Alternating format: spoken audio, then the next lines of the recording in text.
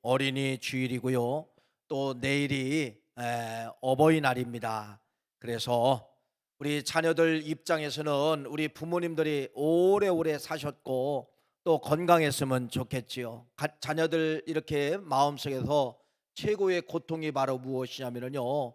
부모님들이 치매를 걸릴 때입니다. 이 치매를 걸리시면은 신경이 파괴돼서 치매에 걸리면은 여러 가지 이제 행동이 나오게 되는데 엉뚱한 말을 하시게 되고 엉뚱한 행동을 하시게 되는 것을 볼 수가 있죠. 어떤 때는 자녀들의 이름조차도 모르고 얼굴조차도 모르고 아저씨라고 하고 이러한 부모님들이 치매 걸릴 때가 자식들의 입장에서 가장 힘든 시기다, 이런 말씀을 여러분에게 드릴 수가 있습니다. 여러분, 이렇게 육적인 치매도 자식들에게 이제 이 충격이지만은요, 우리가 이 살다가 보면은 영적 치매가 찾아올 때가 있다는 겁니다. 영적 치매는 바로 무엇이냐 하면요, 모든 것이 이제 어떻게 보면 파손되는 거예요. 그렇게 잘했던 예배의 습관, 여러분들의 신앙생활, 이런 모든 것이 갑자기 하기 싫고, 그다음에 여러분들이 세상으로 나가고 싶은 그러한 생각을 가질 때가 있지요. 이때는 여러분 영적 치매가 찾아왔다, 그렇게 말씀을 드릴 수가 있습니다. 그래서 이 영적 치매가 찾아오면은 사람들의 삶의 모습이 이렇게 좀 싸나워집니다. 과격해지고 싸나워지고 나도 모르게 그러한 울분이 나오고 그런 것을 볼 수가 있는데, 여러분, 이런 영적 치매가 찾아왔을 때 영적 치매에서 회복되는 길은 여러분 무엇밖에 없냐면은 감사와 용서밖에 없다는 것입니다. 감사와 용서. 그래서 이 성경에 우리를 몸을 만드신 하나님께서는 우리들에게 그토록 뭐를 요구하시고 있냐면은 감사를 요구하고 있고 용서를 요구하고 있다는 것이에요. 그것은 바로 뭐냐면요, 우리 몸을 하나님이 아시기 때문에 우리가 감사를 할 때, 용서를 할 때 우리 몸에 뭐가 되느냐? 회복이 되고 생명이 들어오고 사는 역사, 운동력의 역사가 나타난다, 이렇게 말씀을 드릴 수가 있는 것이죠. 일본의 의학 박사인 하루야마 시게오라는 이 의학 박사가 있는데, 우리가 그런 감사의 삶을 살고 사랑의 삶을 살고 그런 긍정적인 삶을 살면은 머리에서 뭐가 나오냐면은 베타 엔돌핀이 나온다는 겁니다. 그래서 이 베타 엔돌핀이 나와 가지고 나쁜 것을 공격을 하는 것이에요. 그것이 바로 뭐냐면은 노르아드레날린이라고 하는, 여러분들이 스트레스를 받을 때마다 이러한 잘못된 이런 물질들이 나오게 되는 것입니다. 이런 것을 공격하는 것이 바로 뭐냐면은 여러분 엔돌핀이에요. 이 엔돌핀이 나오면은 나쁜 세포들을 공격을 해서 건강해진다라고 하는 것을 발표를 하면서 이분이 이제 책을 쓰게 되었다는 것이죠. 그래서 감사를 하면은 머리에서 뭐가 나온다? 엔돌핀이 나와서 뭐를 공격을 한다? 나쁜 세포 아드레날린, 노르아드레날린을 공격해서 사람이 뇌가 건강해지고 몸이 건강해진다, 이렇게 말씀을 드리는 것입니다. 여러분, 이분이 발표하기 전에 이미 성경은 우리에게 계속해서 뭐를 요구하고 있죠? 감사하라, 용서하라, 사랑하라, 이렇게 말씀을 하고 있다는 겁니다. 그건 바로 뭐예요? 우리를 위해서, 나를 위해서, 나의 건강을 위해서, 나의 회복을 위해서, 우리의 몸의 기능을 아시는 하나님은 우리가 감사할 때, 우리가 용서할 때, 우리가 사랑할 때 나도 모르게 뭐가 되는 거예요? 건강해진다는 거예요. 이걸 의학 박사가 찾아낸 거예요. 성경에 말씀한 그 말을 의학 박사가 실제로 연구해 보니까 감사의 삶을 살고 사랑의 삶을 살고 용서의 삶을 사니까 머리는 뭐가 장악이 되더라? 엔돌핀, 기한 이 엔돌핀이 장악을 해서 MK 세포들을 공격한다는 겁니다. 나쁜 세포들을 공격한다는 거예요. 그래서 여러분 암균을 공격한다는 것이에요. 그래서 여러분 현대 의학 가운데 옛날에는 여러 가지가 이제 있었지만 현대 의학에서는요, 웃음도 치료에 들어갑니다. 감사도 치료에 들어갑니다. 그래도 어떤 영상을 보니까 이 환우들, 암 걸린 환우들을 이렇게 집단에다가 놓고서 이런 살림욕을 하면서 거기서 그냥 막 웃는 거예요. 웃는 거예요. 박장대소하고 막 웃는 거예요. 억지로도 막 웃는 거예요. 그게 바로 뭐예요? 성경이에요. 그게 의학에서 연구된 거예요. 그러다 보니까 억지로도 웃으면은 머리에서 뭐가 나오느냐? 엔돌핀이 나와서 엔돌핀이 뭐를 공격하더라? 암균을 공격하더라. 이게 학계에서 이제 발표가 된 것이죠. 그래서 여러분, 이미 성경에 나와 있는 것이 학계에서 발표가 되었다가는 그러한 말씀이죠. 그래서 여러분, 다시 말씀을 드립니다. 우리 신앙의 회복은 뭐밖에 없다? 감사와 용서와 사랑으로만이 우리의 신앙이 무너진 신앙들이 다시 일으킬 수 있는 그러한 요소가 된다, 이렇게 말씀을 드리는 것입니다. 오늘은 여러분, 용서입니다. 어떤 용서냐? 이런 용서입니다.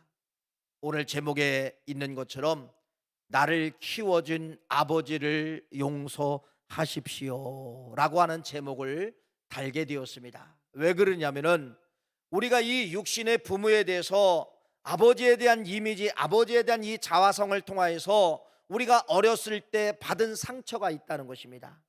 이러한 상처가 너무너무 깊은 나머지 우리가 일상생활을 하는데 여러 가지 여러분 걸림돌이 많이 있다는 것이에요. 두 번째는 그 상처가 회복이 되지 않으면은 신앙생활 하는데 하나님 아버지라는 이 단어가 우리에게 왜곡으로 찾아와서 그 하나님 아버지가 사랑의 하나님이 더 강한데 그 하나님을 어떤 하나님으로만 인식하느냐?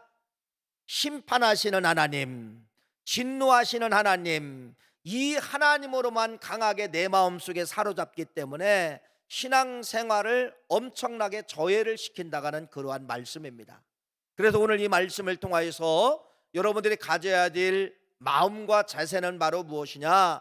나를 키워준 아버지를 용서합시다, 나를 키워준 어머니를 용서합시다 라고 하는 것을 여러분들에게 먼저 말씀을 드립니다. 여러분, 성경에 보니까 하나님은 어디까지 용서를 했느냐, 이 범위가 나와요. 하나님은 어디까지 용서했느냐?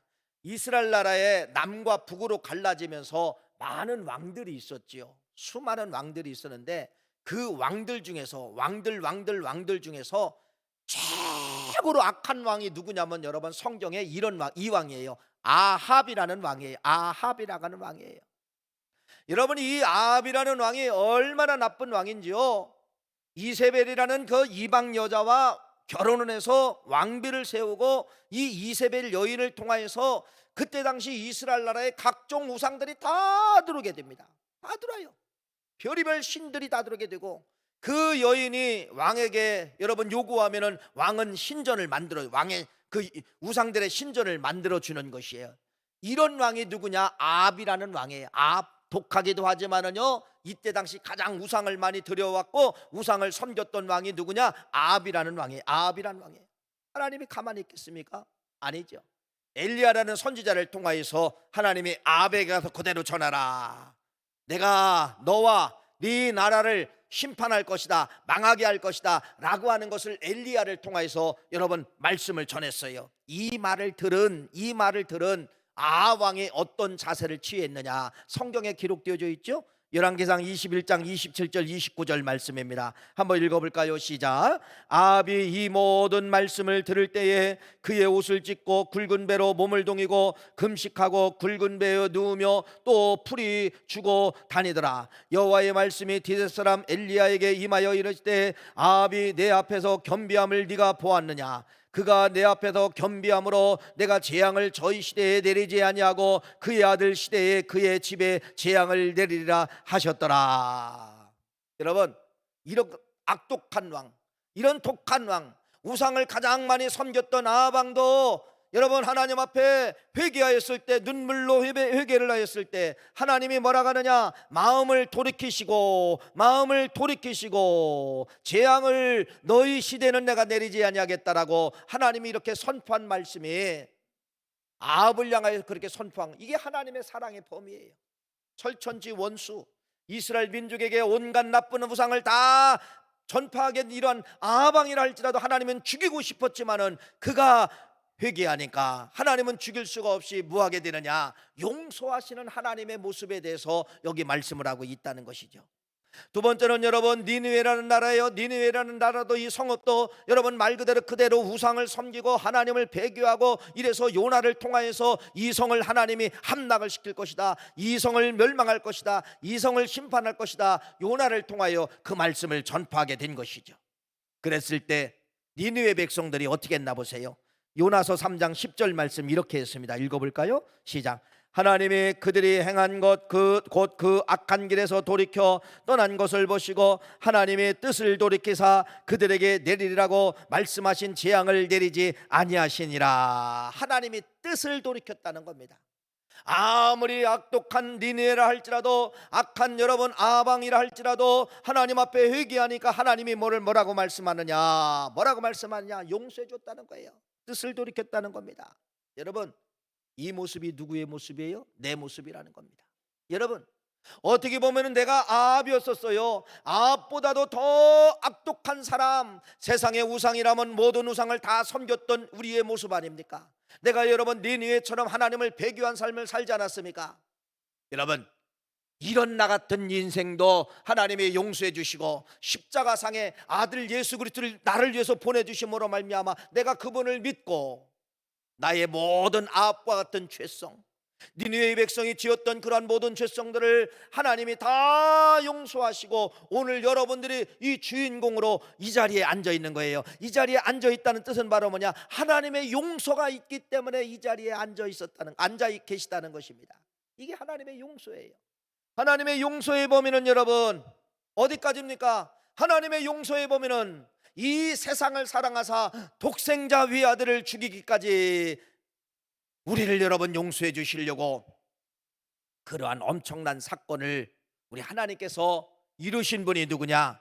우리 하나님이다. 이렇게 말씀을 드리는 것입니다. 여러분, 오늘 주제가 용서입니다. 용서할 때 신비한 역사가 나타나는 거예요. 용서할 때 우리 몸에 놀라운 변화가 일어나는 거예요. 용서할 때 뇌에서 여러분 엔돌핀의 그러한 놀라운 역사가 나타나게 된다는 것을 말씀하고 있습니다. 그래서 용서하면 나도 모르게 내 몸이 건강해지고요, 용서하면 나도 모르게 여러분 활력이 넘치게 되는 그러한 역사가 나타나게 되는 것입니다. 여러분, 오늘은 여러분 말씀을 드린 것처럼 누구를 용서하자? 나를 키워준 아버지를 좀 용서합시다. 아버지를 용서합시다. 아버지를 용서합시다. 왜 아버지에 대한 상처가 우리는 강할까요? 좋은 감정도 계신 분이 있지요. 그러나 좋은 감정보다는 조금 아버지 하면은 조금 이렇게 이미지 자체가 나쁜 감정을 갖는 그러한 자녀분들도 많이 있다는 것입니다. 아셔야 됩니다. 그 아버지를 용서하려고 하면은 여러분 그 아버지 시대, 나의 아버지 시대가 어떤 시대였단가를 여러분들이 좀 이해를 하셔야 돼요.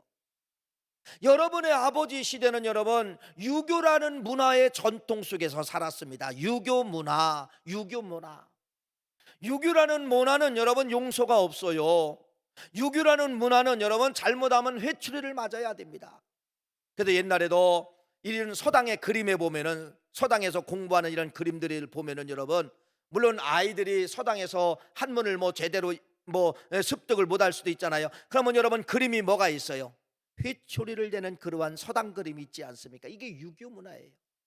유교 문화에서는 잘못하면은 맞아야 됩니다. 유교 문화에서는 잘못하면 여러분 정죄를 받아야 됩니다. 이게 유교 문화예요. 두 번째는 여러분 유교 문화의 전통을 한번 보세요. 지금은 여러분 다르지만은 옛날에는 다 이렇게 가족 공동체로 살았잖아요. 집안에 할머니 할아버지가 계시고 삼촌이 있고 아니면 우리 집 식구가 있고 이렇게 가족 공동체로, 대가족 공동체로 살면서 대가족 공동체의 식사 문화를 보세요. 식사 문화. 같은 방인데 아버지하고 할아버지만 여러분 따로 상을 차려드렸어요. 그 다음에 이쪽에서 또 누가 먹습니까? 이제 거기서 자식들이 먹고 딸들이 먹고 어머니가 먹고 이렇게 식사 공동체가 서로 달랐다는 것입니다. 그런데 옛날 여러분 그러한 식사 공동체에서 식사를 하실 때 이야기를 할 수 있어요, 없어요? 못합니다.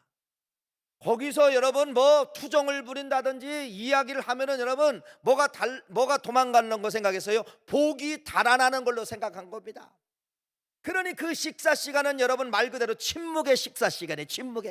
침묵의 식사 시간이에요. 이런 유교 문화와 전통 속에서 우리의 아버지가 그 속에서 그걸 배우고 그렇게 살아났다는 것이에요. 그런데 여러분, 그 아버지의 유교 문화 전통이 이제는 뭐를 만나게 되느냐? 이제 군대 이야기 남자들은 잘 하잖아요. 군대와 군사 문화와 만나게 되는 것입니다. 군사 문화. 여러분, 군대 갔다 오셨죠? 뭐 지금이야 이제 달라요. 옛날 우리 때, 그 아버지 때 이 군사 문화는 여러분 뭐가 없냐면, 군대 문화는 여러분 용서라는 것이 없어. 용서라는 것이 없어요. 처음에 신병 교육을 가서 여러분 제식 훈련을 받잖아요. 자양좌 우양우 뒤로돌아 앞으로가 뒤로가 하다가 어떤 이 친구는 여러분 이게 헷갈려 가지고 자양좌인데 우양우로 가는 거예요. 남들은 다 절리 가는데 혼자만 절리 가는 거예요. 아이고, 너 실수했구나, 일로 와, 이렇게 합니까 교관이? 아니죠. 어떻게 했어요? 따로 불러 세웁니다. 그러면 더 악독한 교관이 와가지고 얘를 여러분 어떻게 하는가? 뭐 얼차례도 주고 뭐 제식훈련을 다시 시키기 위해서 여러분 혼을 빼게 만드는 거예요. 이게 군사문화예요. 군사문화는 여러분 우리가 실수했다고 여러분 그래 앞으로 잘해 이런 것이 아니에요. 실수하면 매가 들어갑니다. 실수하면 거기에 바로 훈계가 들어갑니다. 자, 이런 유교 문화와 군사 문화 속에서 나의 아버지가 그렇게 자랐고, 세 번째는 여러분 군사 문화와 유교 문화를 통하여서 뭐가 형성이 되냐면 매가 형성이 된 거예요. 매가 뭐예요? 옛날에는 참 많이 맞았어요. 그렇죠? 여러분, 옛날에는요 진짜 우리 아버님도 마찬가지지만은요 많이 맞고 살았어요. 그냥 잘못하면 그냥 무조건 작대기 갖다 때리는 겁니다. 때리고 보는 거예요. 때리고 자식들이 무조건 아버지 잘못했습니다 라고 하면 그때 이제 놓는 거예요. 그래서 옛날에는 우리 어머니들이 치마를 입고 있었잖아요. 치마, 광목 치마. 그렇죠? 뭐 50년대 60년대만 해도 우리 어머니들이 바지는 안 입었어요. 몸빼 바지 들은 건 그 후에 들은 거예요. 다 치마 입었어요. 그러면 여러분 아이들이 매 맞다가 어디로 숨느냐? 어머니 치마 속에 쏙 들어가 숨는 거예요. 그럼 아버지가 때려요, 못 때려요? 못 때리는 거예요. 어머니는 사랑, 아버지는 뭐예요? 매를 대시는 아버지. 이게 우리 시대에 가졌던 우리의 아버지였다는 것입니다. 여러분 얼마나 많이 맞고 살았어요? 여러분 학교에서도 뭐 틀리면 몇 대, 손대. 그래가지고 자 같은 걸로 뭐 가장 아픈 것이 제가 맞아 보니까요. 다른 하여튼 저도 뭐 잘못한 건 많이 있지요. 많이 맞았다는 건 잘못하면 많았다는 겁니다. 제일 아픈 거 여러분 뭐 옛날에 봉골레라 하죠. 봉골레, 이 청소하는 이 봉골레, 그게 부러지도록 맞아도 봤어요. 막 100대 120대까지 막 오기로 참으면서 맞아봤어요. 근데 제가 매를 맞아본 중에서요 지금도 제가 뭐를 싫어하냐면요 음악을 싫어해요. 근데 내가 해보니까 음악성은 있어. 우리 아버님이 동네에서 뭐를 하신 분이냐면 이거 장구 치신 분이에요. 장구를 친다는 건 음악적인 감각이 있다는 것이죠. 근데 저는요 음악이 싫어요. 근데 내가 노래를 이렇게 해보면 나도 음악성은 좀 있는 것 같아. 근데 이 콩나물 대가리만 보면 막 그냥 진저리가 나요. 왜 그랬을까? 상처 때문에 그래요. 그 중학교 때 음악 선생님이 꼭 강단에 이 출석부하고 꼭 회초리를 갖고 다니는데 그 회초리가 뭐냐면은 대나무 뿌리예요. 대나무 뿌리 회초리요. 뭐 여러분들은 안 맞으신가 몰라요. 나는 잘못해서 세상에 개 이름 하나 틀릴 때마다 그 대나무 뿌리 있잖아요. 부러지지도 않아요. 그걸 머리를 때리는데 어디를 때리느냐? 요 양옆에 튀어나온 데 있잖아요. 여기 맞는 거예요. 20대 30대 맞는 거예요. 근데 그때는 선생님도 무식했지만 나도 무식했어요. 뇌세포가 파괴되는 줄 모르고 그냥 된 거예요. 여러분 이러한 문화가 우리의 문화요, 우리 아버지의 문화요, 이런 문화였다는 것입니다. 그러니까 이 아버님도 지금 우리 신세대에 태어났으면요 지금 신세대 아버지 어머니들처럼 아이들 잘 양육했을 것입니다. 아버지는 그런 문화를 접해 본 적이 없다는 것입니다. 웃음기라는 것이 싹 사라졌어요. 예를 들어요 노는 날이라가, 물론 뭐 노는 날이 없어요. 뭐 직장이 아니고 다 농사문 하니까 혹시나 여러분 비가 와서 이렇게 이제 가족들하고 같이 있을 시간 되면은요, 아버지는요 그 가족 공동체에 있지 못해요. 어디에 나가요? 대화를 안 해봤으니까 안 되는 거예요. 그럼 어디 나가요? 하다 나가서 노시다가 마실다니 노시다가 밥 먹을 때 되면 또 들어왔다가 또 나가시는 거예요. 한 번도 자식하고 따뜻한 이야기, 인생 이야기, 살아온 이야기, 살아갈 이야기를 들어보도 못했지만은 그런 이야기를 아버지는 뭐 했느냐? 할 수도 없었다는 것입니다. 이런 분이 우리 아버지예요.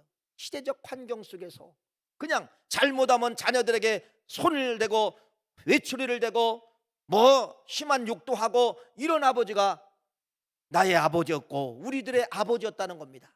여러분, 연탄길이라고 하는 책이 있어요. 1권, 2권, 3권이 이렇게 나오는데, 이철환이라는 이 작가가 실제로 자기 어렸을 때 환경을 이렇게 쓴 책입니다.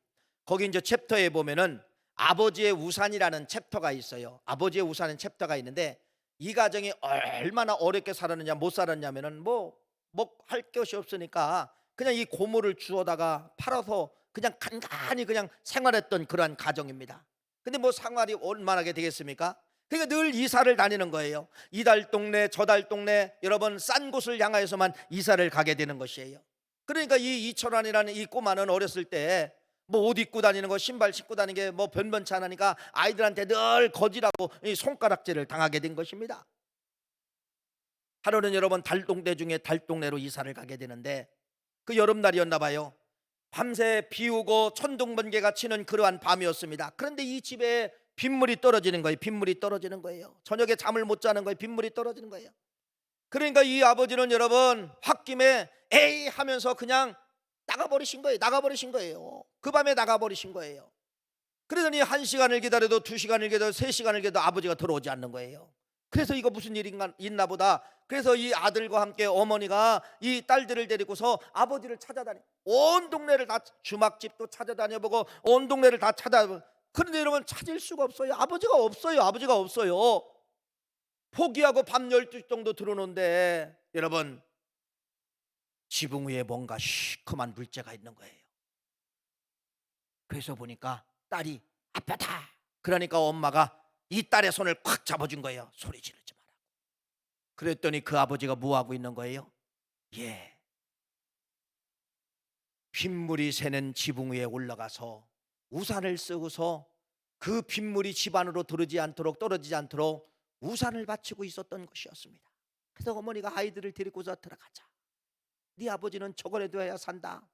새벽녘까지 그 아버지는 비가 그칠 때까지 지붕 위에 올라가서 우산을 받쳐들면서 여러분 가정을 보호하고 자식을 보호하고, 이분이 우리의 아버지라고 하는 것을 여러분 그 기록을 통하여서 보니까 이분이 나의 아버지다. 맞지 않습니까? 나의 아버지는 여러분 겉으로는 과격하지만은 속에서는 가정의 우산이 되어주시고, 진짜 말은 못하시지만은 그 아버지는 여러분 그 시대에 사랑합니다라는 단어가 있어요. 근데 그 단어는 있지만은 아버지는 한 번도 사랑합니다라는 단어를 써보지 못했어요. 애들을 향하여 사랑한다, 아내를 향하여 사랑한다, 가족을 향하여 사랑한다, 이 단어를 써보지를 못하셨다는 것입니다. 문화 자체가 그러니까.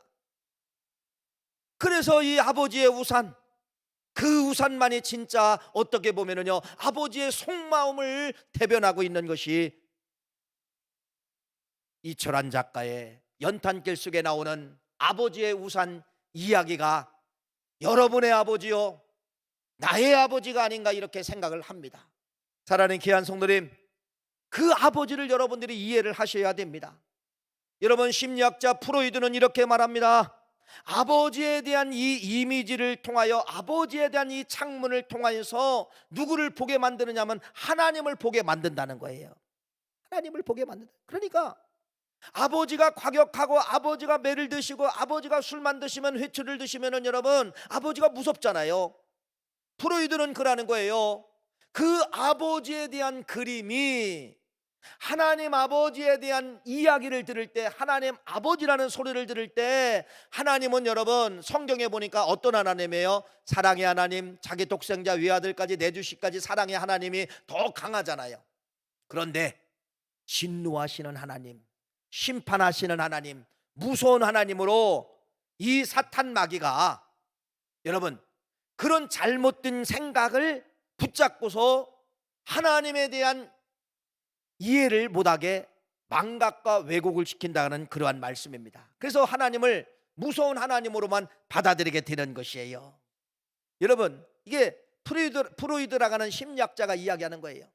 그래서 오늘 이 말씀을 통하여서 여러분 아버지 상황을 이해하고 그 아버지는 그러한 환경 때문에 그 아버지는 받지 못해서 여러분 그 아버지는 여러분 무슨 심리학 공부를 배웠겠습니까? 여러분들은 지금 자녀들은 다 대학교 나오고 대학원 나왔지만은 나의 아버지는 여러분 대학교가 무슨 대학교예요? 그때 그 시골에서 여러분 중학교만 나와도 최고였지 않습니까? 누가 심리학을 가르쳐 준 것이 없어요. 누가 정신분석학을 여러분 가르쳐 준 것이 없어요. 그냥 본 것이 그 아버지는 그 아버지한테 본 거고 그 아버지는 동네 사람들이 그렇게 하는 행동을 보고 당연한 걸로 그렇게 생각한 거예요. 여러분 아버지를 용서해야 됩니다. 아버지를 용서해야만이 성경 속에 나타난 하나님의 아버지에 대한 이미지가 바꿔진다는 그러한 말씀이에요. 두 번째는 왜 우리가 아버지를 용서를 해야 되느냐? 이 용서를 하지 않으면요 나도 모르게 대물림한다는 것입니다. 보세요. 내가 내 가슴속에 우리 아버지의 잘못된 점 이런 상처가 용서하지 않잖아요. 그런데 내가 아버지가 되면은요 그 아버지의 그림자, 아버지의 싫은 모습이 그대로 내가 갖고 있다는 것입니다. 어렸을 때 결혼하기 전에 나는 죽어도 내가 술을 안 먹을 거야. 저 아버지 저런 모습을 통하여 나는 죽어도 나는 술을 안 먹을 거야. 술만 먹으면 엄마를 패고 자식들을 패는 저 아버지 모습 때문에 죽어도 술을 먹지 않겠다가는 이렇게 다짐했지만은 결혼하면 어느덧 뭐를 되게 만드는 거예요? 술을 먹게 만드는 거예요. 술을 먹으면 누가 가르쳐 주지 않는데 꼭 아내를 때리고 아이들을 때리는 그러한 모습이 자녀들 속에 그대로 뭐가 되느냐? 나온다는 것입니다. 상처가 뒤물림된다는 거예요. 그래서 용서해야 된다는 거예요. 여러분 그래서 용서하면은 여러분 신기하게도 그 아버지의 잘못된 점이 답습되는 것 같지만은 그런 것이 대물림되지 아니하고 나의 자식들에게 물려주지 아니하고 그 시대에서 끝나는 것이 바로 뭐냐? 아버지 용서합니다입니다. 아버지 용서합니다. 물론 여러분 지금 생존에 계신 아버님도 계시지만은 이미 돌아가신 아버님도 있을 거예요. 아마 지금도 그 상처 때문에 지워지지 않는 분도 있을 거예요. 여러분 찾아가세요. 아버님의 산소를 찾아가세요. 아버님의 산소를 찾아가서 여러분 마음껏 한번 통곡하고 우시면서 아버님 아버님 하면서 용서합니다 라고 여러분 힘껏 눈물을 흘리며 용서하고 돌아오시기를 간절히 바랍니다. 이런 용서가 되지 아니하면은 그 아픔이 내가 갖게 되고 그 아픔이 자식들에게 전수가 되고 이런 것이 계속해서 대물림되는 그러한 것이 나타나게 되는 것이에요. 그래서 내 시대에 끝나야 됩니다. 내 시대에 용서해야 됩니다. 이것이 여러분 용서가 주는 우리에게 주는 오묘한 진리의 말씀이고 용서를 하지 않으면 이렇게 무섭게 파생된다고 하는 것에 대해서 우리에게 말씀하고 있는 것이에요. 여러분 성경은 이렇게 말합니다. 네 부모를 공경하라. 그리하면 네 하나님 여호와가 네게 준 땅에서 네 생명이 길리라. 생명으로 역사한다는 거예요. 아버지를 용서해야만이, 나를 키워준 아버지를 용서해야만이 가는 곳마다 생명의 역사가 일어나게 되는데 아버지에 대한 상처가 많고 한이 있고 이 그림이 지워지지 않으면 생명의 역사가 아니라 반대로 파괴의 역사가 일어나게 되는 것이에요. 여러분 우리 신앙인들이요 반드시 우리가 정립해야 될 단어 하나가 있어요. 그 단어는 바로 무엇이냐면 탓이라는 탓이네. 탓, 누구 탓이죠. 누구 탓. 여러분 지금 이 환경을 받아들여야 되는데 이 환경을 뭐라고 이야기하냐? 나의 가난한 가정의 환경의 탓이다. 나의 시골에서 자란 탓이다. 나는 여러분 배고픈 문화의 탓이다. 배우지 못한 탓이다. 그때 아버지 어머니가 나를 뭐해서 어떻게 해서 내가 지금 이런 탓이다. 다 우리는 여러분 탓에 대한 문화를 가지고 있다는 것입니다. 오늘 여러분 본문 말씀이 탓하지 말라는 거예요. 한번 오늘 본문 말씀 읽어볼까요? 에스겔서 18장 2절 말씀이에요. 이스라엘 백성들은 누구나 전통적으로 탓을 가지고 있었어요. 읽어볼까요? 시작. 너희가 이스라엘 땅과 가나안 속담에 이르기를 아버지가 신포주를 먹음으로 그의 아들의 이가 시다 함은 어찌 됨이냐. 이스라엘 백성들이 지금 포로로 잡혀갔어요. 바벨론 포로로 잡혀갔는데 뭐라고 이야기하느냐? 우리 여기 잡혀온 것은 우리 아버지 탓이다, 그 말이에요. 아버지 때문에, 아버지가 죄를 져서 우리가 여기 잡혀왔다는 겁니다. 이런 탓 문화를 가지고 있었다는 겁니다. 여러분, 아버지 탓입니까? 아니죠. 본인들 탓이죠. 본인들 탓이죠. 이런 탓에 대한 문화가 성경에 보니까 여러분 그냥 오랜 역사를 가지고 있는 거예요. 이런 에스겔 시대의 이런 탓 문화가 어디까지 갖고 있느냐? 예수님 시대까지 탓 문화가 찾아온 거예요. 그 제자들이 그렇게 물어보는 거예요. 한번 읽어볼까요? 요한복음 9장 1절 2절 말씀 한번 읽어보세요. 시작. 예수께서 길을 가실 때에 날 때부터 맹인된 사람을 보신지라 제자들이 물어 이르되 랍비여 이 사람의 맹인으로 난 것이 누구의 죄로 인함이니까? 자기니까 그의 부모이니까? 이 자식이 맹인된 것이 누구의 죄 때문에 이렇게 됐냐 이거예요. 제자들이 물어보는 거예요. 지금 이 자식이 맹인이 된 것이 그의 아버지 탓 아닙니까? 아버지가 죄를 져서 이 아들이 이렇게 되지 않았습니까? 이런 탓의 문화를 가지고 있던 건 제자들의 모습이에요. 예수님이 뭐라고 이야기합니까? 남을 탓하지 말라. 이 사람이 맹인된 것은 아버지 탓이 아니다. 읽어볼까요? 9장 3절 말씀에 그렇게 말씀합니다. 시작. 예수께서 대답하시되 이 사람이나 그 부모의 죄로 인한 것이 아니라 탓이 아니라 그에게 하나님의 하시는 일을 나타내고자 하심이니라. 그 사람의 탓이 아니라는 거예요. 부모의 탓이 아니라는 거예요. 하나님의 영광을 나타내려고 이 아이에게 잠시 고난을 줬다라고 예수님은 그렇게 말씀을 하고 있다는 것입니다. 여러분 마찬가지예요. 여러분 지금까지 살아오시면서 다 환경 탓으로 돌렸잖아요. 가정 탓으로 돌렸잖아요. 고향 탓으로 돌렸잖아요. 아버지 탓으로 돌렸잖아요. 어머니 탓으로 돌렸잖아요. 가난의 탓으로 돌렸잖아요. 아니라는 거예요. 성경은 남을 탓하지 말라는 것입니다. 아버지의 탓으로 된 것이 아니에요. 어머니의 탓으로 된 것이 아니에요. 오늘 이 현실을 받아들이라는 것입니다. 현실을 받아들이라는 거예요. 사랑하는 귀한 성도님, 그래서 우리는 이 현실을 받아들이고 이러한 아픔이 있고 이러한 어려움이 있는 것이 어머니 아버지의 탓이 아니고 환경의 탓이 아니고 내가 잘못해서 그랬구나 이렇게 받아들이고 회개하면은 여러분 어떤 역사가 시작되느냐? 하나님은 용서하고 생명의 역사가 다시 시작되는 것이 이게 회개와 용서의 역사입니다. 환경을 탓하지 마십시오. 내 잘못을 보고 내 잘못을 탓하고 나를 보면서 여러분 회개하며 용서하면은 하나님은 다시 한번 여러분 용서하는 여러분들에게, 회개하는 여러분들에게 용서의 은혜를 주시고 그 은혜를 통하여 여러분들에게 생명의 역사를 주시게 되는 것이에요. 생명의 역사. 사랑하는 귀한 손님, 절대로 이제는 고향 탓, 부모 탓, 누구 탓 안 하시고 내가 잘못했습니다. 내가 잘못 살았습니다. 나를 용서해 주세요. 이 회개를 붙잡는 여러분이 되시기를 간절히 바랍니다. 인생의 마지막 반드시 붙잡아야 될 단어가 용서입니다. 여러분 예수님이 십자가에 돌아가실 때 이제 육신으로서는 이제 마지막이죠. 육신으로서는 여러분 십자가의 마지막, 그 마지막 있잖아요. 마지막 말 한마디가 있잖아요. 마지막 말 한마디. 여러분들이 이제 유언하시면은 유언한 기계가 오면 그래 너희들 형제들 간에 우애 있게 잘 지내라. 이것이 나의 소원이다. 이제 대부분 이렇게 하시잖아요. 진짜 명품의 유언은 어떤 유언일까? 저는 예수님의 유언이라고 생각합니다. 예수님은 여러분 마지막 육신으로 계실 때 마지막 그 십자가의 운명하기 몇 초 전 뭐라고 말씀하시느냐? 용서합니다. 주여 저들의 죄를 용서해 주시옵소서. 이게 예수님의 마지막 미덕의 용서입니다. 이것을 누가 붙잡게 되느냐? 마지막 여러분 이 바울이라는 이분이요 이렇게 말합니다.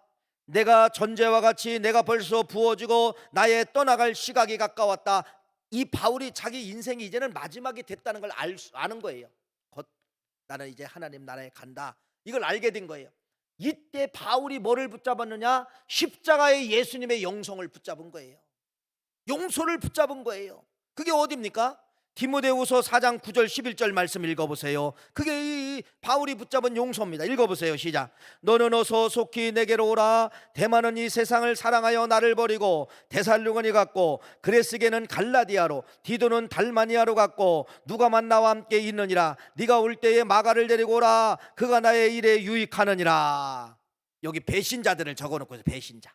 바울의 목회 가운데, 바울의 전도 가운데 배신자들이 다 나오잖아요. 데마가 나오고 그레스게가 디도가 나옵니다. 다 바울을 버리고 세상을 향하여 간 사람들이에요. 또 하나 누가 나오죠? 마가가 나옵니다. 마가를 데리고 오라. 마가가 나와요. 마가는 누구예요? 1차 전도할 때 이 마가 요한이 1차 전도를 완성을 못하고 돌아가 버린 사람이에요. 그래서 이 2차 전도할 때 바울과 바나바가 갈라졌습니다. 왜? 바나바는 그래도 마가를 데리고 가자. 바울은 도저히 그놈은 안 돼. 이렇게 해서 결국은 바울과 바나바가 갈라졌습니다. 평생 원수로 살았던 이 바울이에요. 마지막, 여러분, 임종하기 마지막 뭐 하는 겁니까? 내 인생 가운데 지금까지 배신자라고 생각하고 나쁜 사람이라고 생각했던 이 그레스게와 데마와 디도와 또 누구를? 마가를 데리고 오라. 마가를 데리고 오라. 왜 데리고 오라는 거예요? 화해하고 싶어서, 용서하고 싶어서 데리고 오라. 이것이 마지막 바울의 메시지입니다.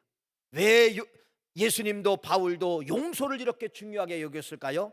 용서 속에는 엄청난 무서운 뭐가 들어있어요? 생명이라는 단어가 들어있기 때문에 그렇다는 것입니다. 오늘 이 말씀을 통하여 이제 내일이 어버이날이죠. 어버이날. 이번 주 여러분 한번 살아계신 부모님이 계시면은 그냥 뭐 다른 말씀, 건강해서 이거 하지 마세요. 용서합니다. 용서합니다. 용서해 주세요. 돌아가신 분이 있으면 이런 때 산소 한번 찾아가는 거예요. 아버지 용서합니다. 여러분 한번 10마디만 하고 오세요. 속에서 생명수와 같은 생명의 이 힘이 솟아날 줄 믿습니다. 아버지 용서합니다. 어머니 용서합니다. 이 말 속에 여러분 나도 모르게 이 안에서 다시 살고 싶은 생명의 원천이 가슴에서 솟아나는 거예요. 이게 용서입니다. 여러분 어버이날을 맞이하여서 다시 한번 나를 키워준 어머니 아버님을 용서하시는 위대한 여러분 되시기를 간절히 축원합니다.